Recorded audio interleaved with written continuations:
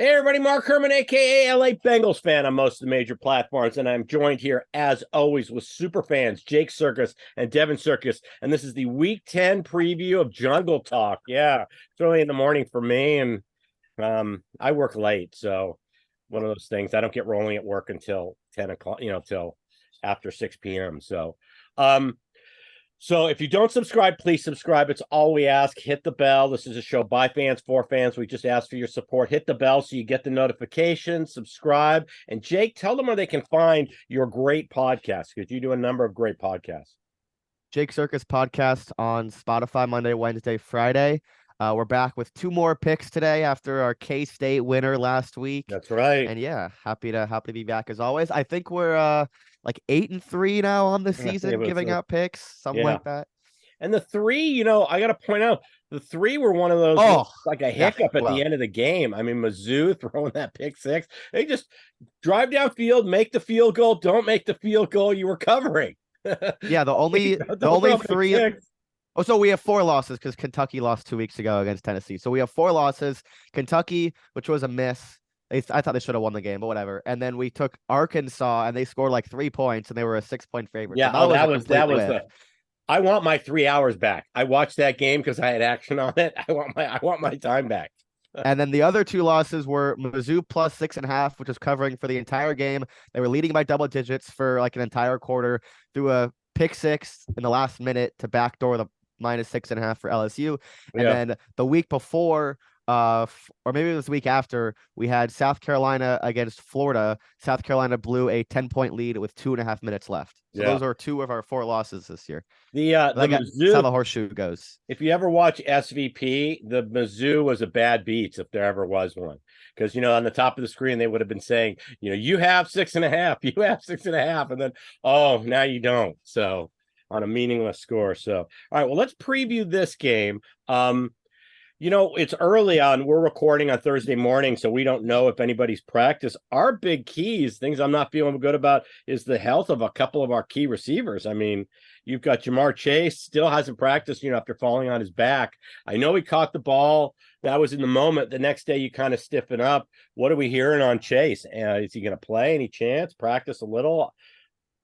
I don't know. We should ask Collinsworth, because Collinsworth was just hammering the point on Sunday night. Oh, this Jamar Chase guy, he's going to be feeling that tomorrow. He won't be able to get out of bed. I've had that happen. Okay, Debbie Downer. I'm not as concerned about him practicing because they might just rest him. It's not like we're talking about, a joint or something here. If, heck, I have my back issues. I still go out and golf, so it's, a little numbing CBD cream with lidocaine, and I'm out there swinging the sticks. My take on Jamar is there's no muscle strain, there's no bone, anything. He's just really sore from a gnarly fall, and let's be real, that was a gnarly fall. I think everybody saw it live and was like, "Oh crap." Honestly, if the bigger issue is T, if T doesn't play, I think Jamar guts it out. I don't think there's any scenario in which we don't see both of them play this weekend. T is a hamstring, which is always scary. Those are, depending on how bad it is, they could recur and they could linger. So I think there's a higher likelihood that we don't see T this weekend. But I'm relatively confident that we see Jamar. How mobile, and I don't think it should affect his speed and his ability to move. But I think he's out there, and I think he's okay.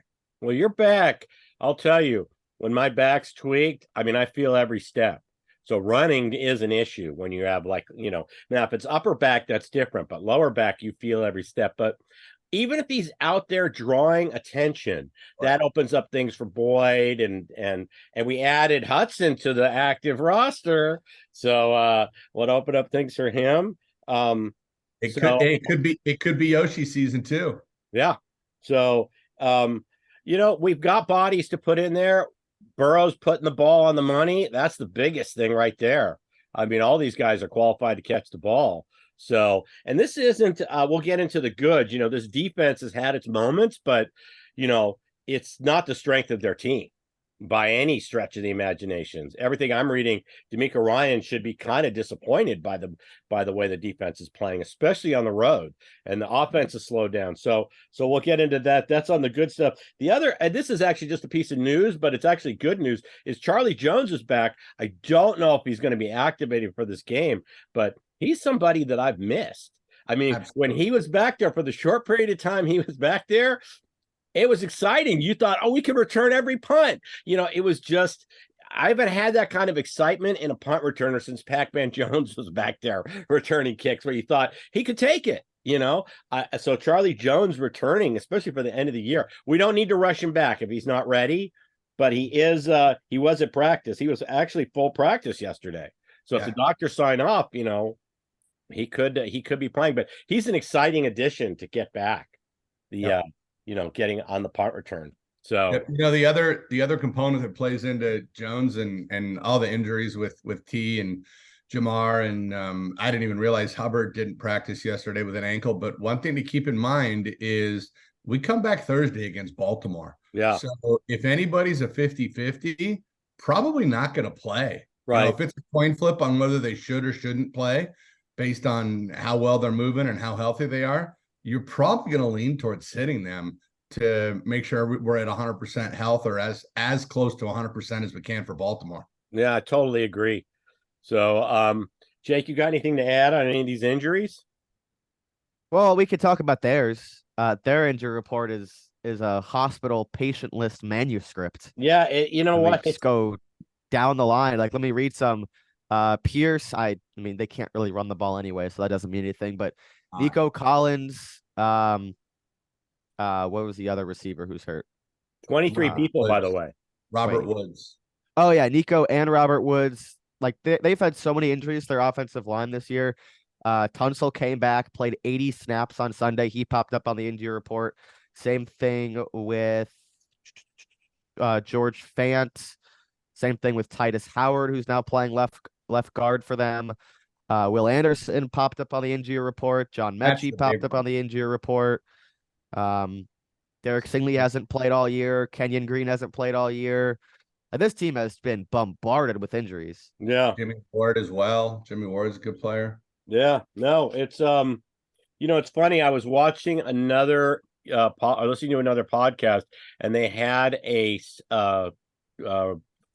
Texans guy on there. And he said, well, we can't run the ball. So he acknowledged that they had no running game. And so he said, we can't run the ball, but we're not worried about your defensive line because you don't have an elite pass rusher. And I was sitting there thinking, what the hell's Trey Hendrickson? He's not a elite pass rusher. I mean, this is a guy you have to scheme for. Look at the footage. I just thought, here's a person who's never watched us. I mean, we've been on prime time several times this year. And even in the games we lost early on, I mean, Trey was still Trey. So I just thought that was an odd comment. I thought that as soon as he said it, I said, that's something that's not going to age well. That's what you get from a Texans reporter. Yeah. They're not. Yeah. But so they haven't quite earned their stripes as a franchise long enough yet. Yeah. And but then they got a potent offense that we got to be able to stop. They're playing very well. Now, and that's the thing. When I first looked at the schedule, this just had all the makings of a trap game. It's before the Baltimore on a short week. If you're kind of rolling, this is a team you probably would look through. We didn't expect Stroud to be doing what he's doing. But the fact that they came back and won last week and they've done so well, I think that alleviates a lot of the trap game thing. Nobody's looking past this team. I don't think there's anybody in the Bengals locker room that says, we just need to show up for this one. I don't think, if they were Carolina or somebody like that, you'd say, hey, they've had a couple bright spots, but overall, they're nothing we really need to concern ourselves with. And that's when you kind of lull yourself into a trap game. But I don't see that happening here. I mean, what are you guys' thoughts on that? No, I think that's a great point. In fact, I mentioned that to Jake the other day that I'm confident about this game. I'm confident the way the team's playing. The only thing that scares me is coming off of our two biggest wins. It's sandwiched between arguably our two biggest games left on the schedule. But all you got to do is pull up the highlights and pull up the stats on CJ Stroud, and you're going to get everybody's attention and what they did on Sunday to come back and win a football game in miracle fashion. And again, this team's not 8-1 and cruising. This team has gotten back to in the playoff, but not even in the playoff picture, in the playoffs right now. A bad loss before 2 key divisional games sets you back big time. You win this game, then you're talking about sweeping Pittsburgh and Baltimore, or even splitting them to keep yourself in great shape. This game won't be looked over, I don't believe at all. But you bring up a great point that it could have been. Yeah, no, it had all the makings of it. But the other thing is this is Stroud's return to Ohio. So it's we'll see. He'll get a warm welcome. I mean, he's not going to get booed. It's the Bengal crowd will be cordial to him, No, that's a good loyal fan base of Yeah. Bengals. Oh no, He'll get a nice welcome. Keith even said to me yesterday, I can't believe I have to root against my boy CJ on Sunday. I said, the Bengals take priority when they're playing. Okay, shut up. You can root for him the rest of the season. So it's yeah, he's loyal to the college that he didn't go to. Good for him. Yeah, there you go.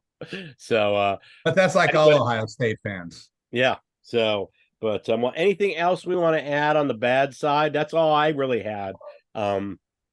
I mean, not necessarily like bad, but this Texans offense, they rely heavily on explosives. They're 7th in EPA and only 18th in offensive success rate, so they rely heavily on explosives, contrary to just down to down success, which is kind of like what the Bengals do. So that's something the Bengals probably will see on tape, as they have a lot of big plays. Nico Collins has done a really good job.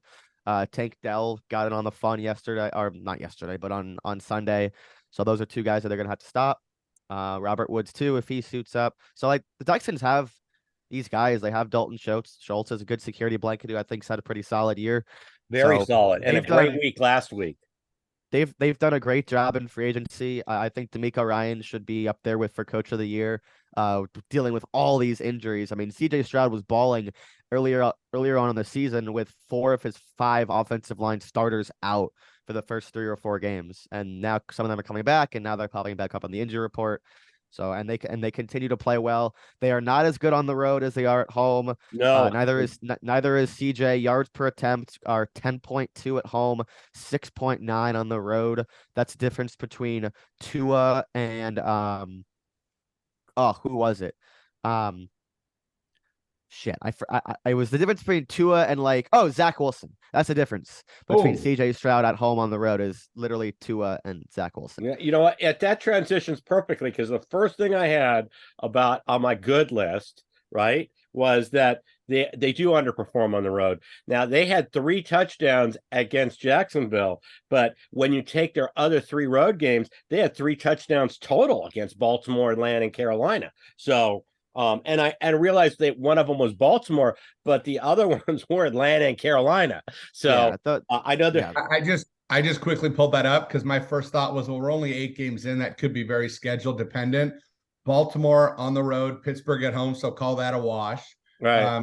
Jacksonville on the road, tough game. But then you had Indianapolis, so it balances out there, and they had Carolina on the road. That's one where they should have cleaned up. So and Atlanta. Atlanta hasn't shut anybody down. Right.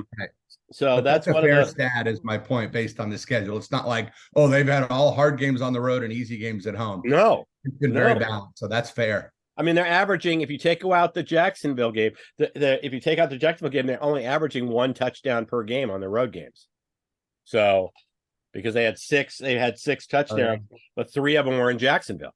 So I mean, that was a positive for me. I really I like that. The other thing I love catching people off of huge games. So instead of being the victim of CJ Stroud last week, like the Buccaneers were, we get him. And so it's kind of this kind of letdown week. It's there's nowhere to go but down when you have this record game.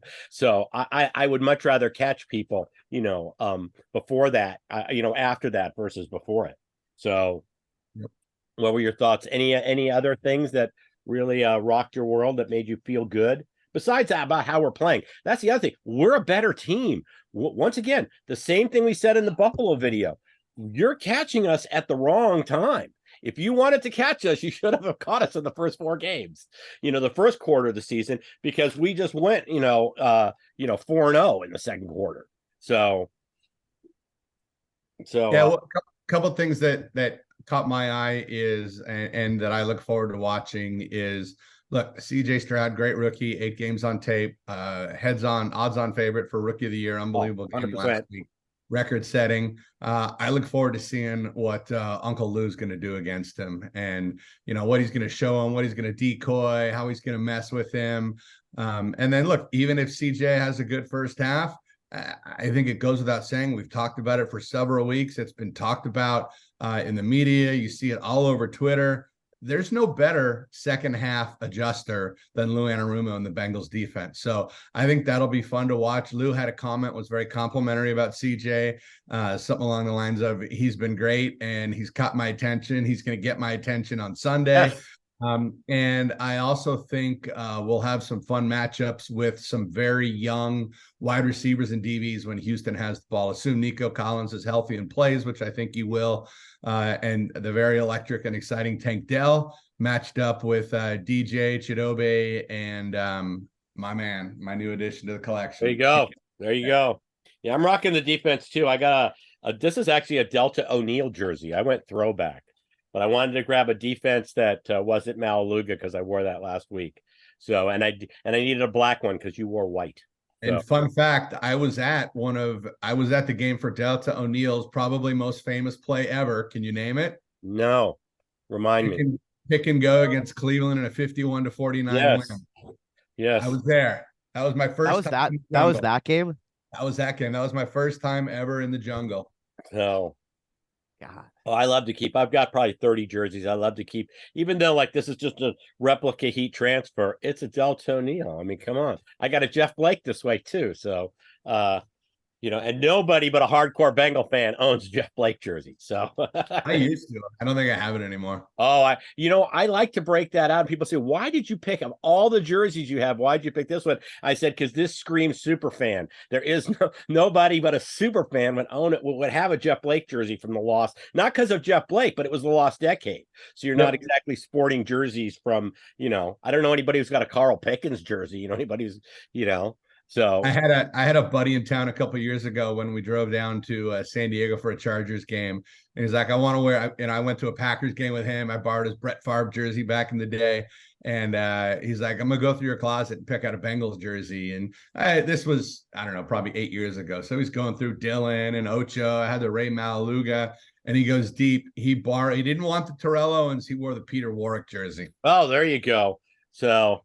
Mixed reviews on Warwick, in terms of he had the punt return in against Seattle. He had his moments, but for a number one overall pick, that's I don't think that was a good, It was what it was.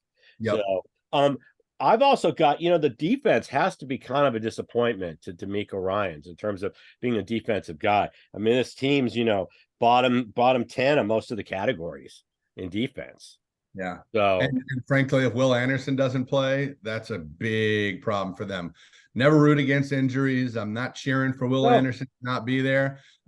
He's a great young player, probably a potential favorite for defensive rookie of the year. He's up there, but that would definitely make things a lot worse for Houston if he's not on the field.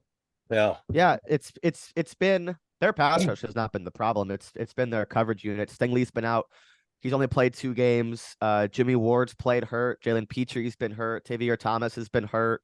Their pass rush is actually really solid. They've built this group since before D'Amico got here. They get Malik Collins in 2020. They draft Jonathan Grenard in 2020. They get Jerry Hughes last year, and obviously Will Anderson this year. Those guys have combined for 15 sacks this year.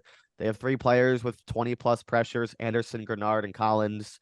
Anderson has 28. I mean, he's been a beast. Like they might have both like rookies of the year on their team.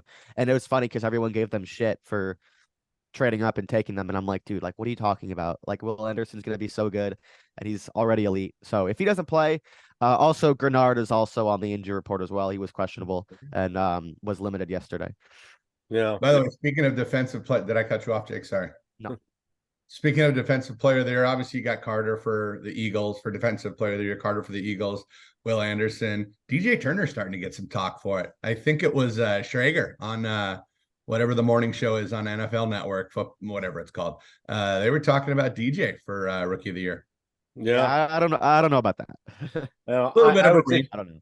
But I like hearing Witherspoon would probably be ahead of DJ, I think, on the on the list just from the year he's had so far. But Witherspoon was thrown right in as a starter where DJ wasn't. Speaking of Witherspoon, did you see the move that Zay Flowers put on him the other day? No. In the Seattle-Baltimore game? Oh, it was one of those zig and zagging and had him turning around 4 different times. Look it up. It was unbelievable. Okay. No, definitely. I have him. I picked him up. We have individual defensive guys on my fantasy dynasty team. So I immediately, drafted Witherspoon, this year. So yeah, Witherspoon's been the best corner. If we talk just defensive backs, I mean, Christian Gonzalez was better than him, but then he's out for like the entire year. Brian Branch has been really good. Yeah, DJ Turner, Terrell Smith for Chicago, who's been hurt. Joey Porter's been really good for Pittsburgh. Fuck that guy and his dad. Oh, his dad's a POS, It's So's the kid. Screw them both. Yeah, I agree. I figure Apple doesn't fall far. Did you watch how many penalties got called on him? It was last week, I think it was but it was just continued. He gets very physical, very handsy, and then is all shocked when he gets the call. Right. It's like, you're all over where that's from. And Steeler fans are yelling for the flags when you just look at one of their receivers cross-eyed. Look at Pickens cross-eyed, and they're yelling for a flag, but he's draped all over guys. So yeah, he did lock down Hopkins Thursday night in the second half, though. By the way, Joey Porter, 5 penalties on 21 targets. DJ Turner, 0 penalties. Yeah, I'm telling you, I watched the game. I was like, this guy's way too. Somebody needs to dial him back in terms of this is the NFL. I mean, maybe in college they didn't notice that stuff or they let you get away with more of it, but I mean, he's draped all over guys. So we'll see. But I still wish the Steelers hadn't drafted him because, my God, would it have been a funny 20 minutes on the clock wondering if the Bengals were going to take him and how great. Yeah. And Twitter had the Bengals, and frankly, he'd probably be one of the most loved Bengals of all time. Oh, I still have friends that Steeler fans that are friends that still hate seeing Tyler Boyd on our team. Not only on our team, but producing and happy and not wanting to go anywhere because they just remember him at Pitt. And when we drafted him, they were devastated.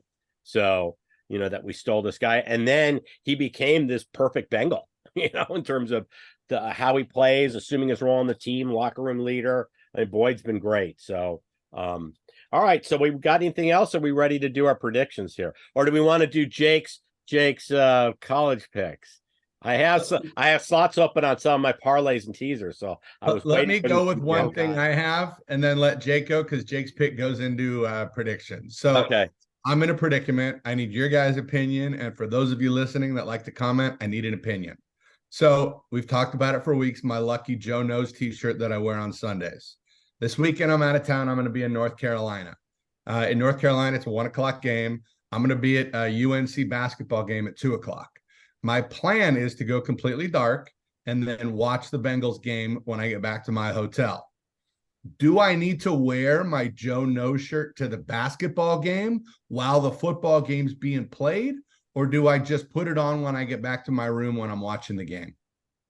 Well, I don't know which impacts. If you believe the shirt has the mojo, then it has to be on during the basketball game. Because when you went dark you went dark for all those playoff games, and you were still wearing the shirt even though you weren't watching the game. No, I came home and changed because those 2 years it's a uniform. Because look, I'm contributing to the team here, I believe. Right. No, I put even when I went dark, I put it on when I got back. Okay, so I'm going to go with the ultra conservative. You wear it at the basketball game and when you're watching the replay to cover your bases. That would be my play. Okay. So it's got to be on you while the game's being played and on you so it doesn't lose its mojo because maybe you don't watch it while you're watching the game. Mojo's lost. If we're going to go superstitious on steroids, that's the play. Okay, definitely pick up some new stench for the next couple of weeks. There you go. Let us know in the comments if you got thoughts. I'll take feedback. Yeah, and give us, I keep forgetting to say this, but give us your score predictions. If you think we're way off, hey, no, this is going to be 51-3. You're wrong. Tell us. Put it in the comments. I'd love to see some predictions. So, all right, who wants to go first? I went first last time, so someone else go first. Jake's going to give his college first. College, yes. I want these gems. Yeah. Let's go. I'll start with that. All right, we got two picks today. I'm not putting them in a money line dog parlay because these two picks are so gross. But anyways, first one, Texas Tech plus 3.5 in Lawrence against KU. You can for my full explanation, you can tune into Bleacher Report. What's the line on that game? TikToks, 3.5. Okay. I think Texas Tech's been super unlucky. Like they arguably should be like 6-2, 7-1 right now. Their starting quarterback's been out the whole year. This second string that also got hurt, but when he's been playing, he's been really good. Baron Morton, who's been really, really solid. They would be 6-2 if like Morton played every single game, more or less. So I'm going with Texas Tech plus 3.5. I'm still trying to fade KU's defense. Following an outright upset victory as an underdog. Short home favorites have gone 73-105 against the spread, excluding any teams that had a bye in between. So Red Raiders, Wreckham plus 3.5 against KU. And then this one, the biggest game of the week. Oh, God help me. I know where you're going here. Penn State plus 4.5. What other big game is there? That is the biggest game in the week. I thought you were going to take your Tigers at home getting one. No, that game doesn't matter. I mean, Mizzou can still make a New Year's Six, so like, and I'll be there, so hopefully, like, we win. But no, I kind of think Tennessee beats us. Anyways, we are just absolutely walking into the hornet's nest here, and I can't wait. I just placed a future on Penn State last night, 10-1 to make the playoff, and I think they beat them, and I can't believe I'm saying that because I've been the biggest fraud James Franklin on here like all the time. Big small game James. I think this Penn State defense is absolutely gnarly. I just cannot keep forgetting what happened when JJ McCarthy faced TCU's 3-3-5 defense, and Penn State's going to give him so many different looks. Like the way the Michigan beat them last year, and that was at the Big House, and that game was actually pretty close for the first half, is Michigan just dominated them up front. They got so many long runs. It's not happening this year. Penn State is number 1 in pass EPA, number 2 in rush EPA. Their two best pass rushers, two future NFL players, Chop Robinson, Amin Vanover, who did not play in the Ohio State game, and they still shut them down. They were full participants in practice on Wednesday. They're going to play on Saturday. Two NFL players. I'll be on Penn State money line. I cannot believe it. We're totally walking into the hornet's nest here, but I'm taking the 4.5. Right. Please, James, please. And you know what I'm going to do. Yes, I know what you're going to do. I'm going to tease, and I saw it yesterday when I put in, because I put on Washington minus 2.5 because I could get it under a field goal. I like teasers when I can get stuff down to under a field goal. So I put that in, and I sat there and I looked at the Penn State 10.5 and thought, gosh, that looks really pretty. And please, James, please.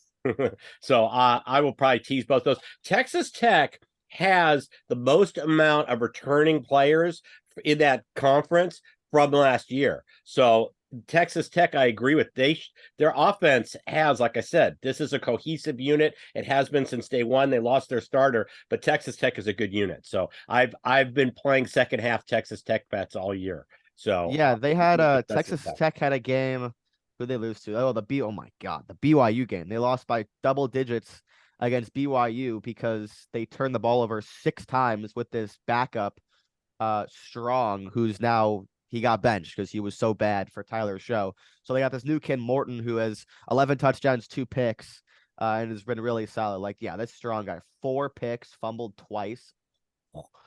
Texas Tech's pretty solid. Yeah. All right.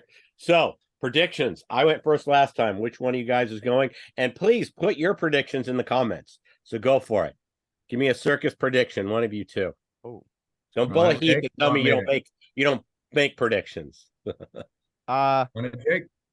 Bengals 24, Texans 17. Okay. Interesting. All right. How do you see the game being played? You see this as a close game? Like I think the Bengals control the game. What is going on here? I don't know. You got that extra. Hey, you know what? Just be happy you have it. Oh my God. It's all good. God. I'm gonna hold it like this. Like I think that like the Bengals will control, go up early, and do what they always do, and Zach Taylor will give it away a couple times, and they'll come back and score. Like what happens every week. Yeah.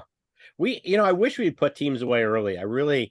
If there ever was a week where we needed to get out quickly and put this game away early so we could get people off the field in the fourth quarter, this would be the week, with Baltimore coming up on a short week. It's not in Zach's DNA. He doesn't like doing that. I know, Let's keep you on your feet. I don't want to be kept on my feet. I could use, there's a lot of gray hair and all throughout this, and it's all earned. The wrinkles, the gray hair, and a lot of it's due to this team over the last 30 years. So, all right, Devin, you want to go or you want me to go? I'll go. So what you guys are talking about ties directly into my prediction, and it's been widely talked about as great as the Bengals have been coming out of the bye. Both the Buffalo and San Francisco game easily could have been 31-34, 37 points for the offense. Go back to the Seattle game where they dominated offensively in the first half and not a lot in the second half. I think that's a key focus. I think they take advantage of a wounded team. They take advantage of a team that they're better than. I think the Bengals are rolling the whole way. I think Houston scores late, and final score is 31-20 Bengals. Okay, I what was your score? 41? 31. 31. I don't want to score 41. I don't want unless they do it in the first unless we have 28 points at half, because I don't want our guys on the field that long. I would love You don't think Jake Browning can tack on points? No, I don't. I don't trust Jake Browning for anything.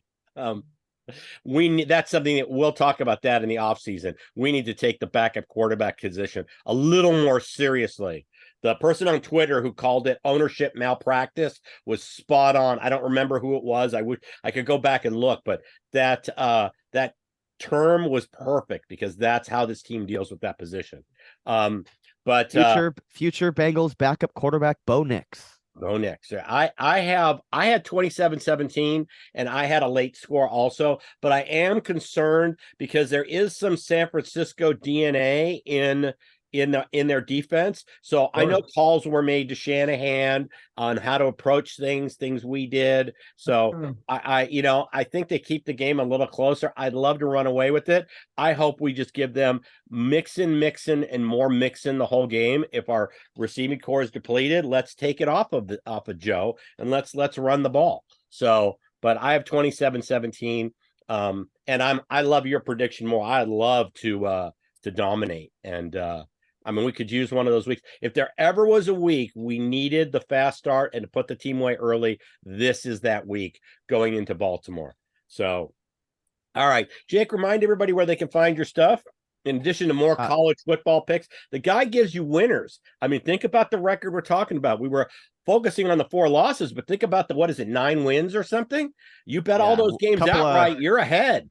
A couple of outright dogs. I give out dogs every week. I think the only favorite I've ever given out was Arkansas. I give out multiple dogs every single. Oregon. Oh, Oregon. Oh, that was Oregon. That was and they covered. They were covering in the first quarter. And if you follow me on Twitter and trusted me, you would have a Bo Nix 25-1 Heisman ticket right now. That's right. So. Does Oregon cover the 17 against SC this weekend, boys? I know both of you are vested in that game. I just need them to win. Yeah, just need them to win. I teased it, but I teased for Oregon. So teased it to what?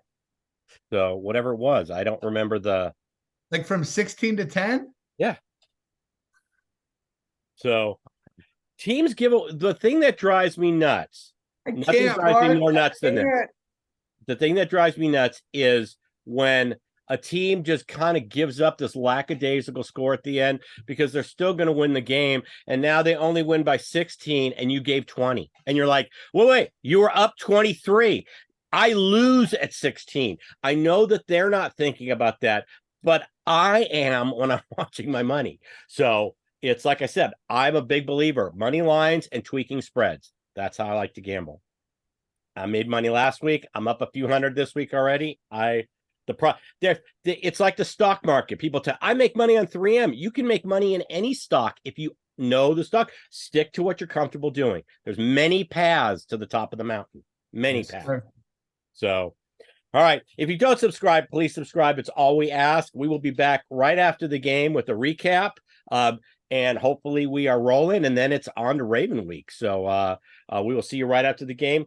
Please hit the bell. Please hit the thumbs up. Help us out. And I'm going to say, hoot everybody, and put your predictions in. Thanks.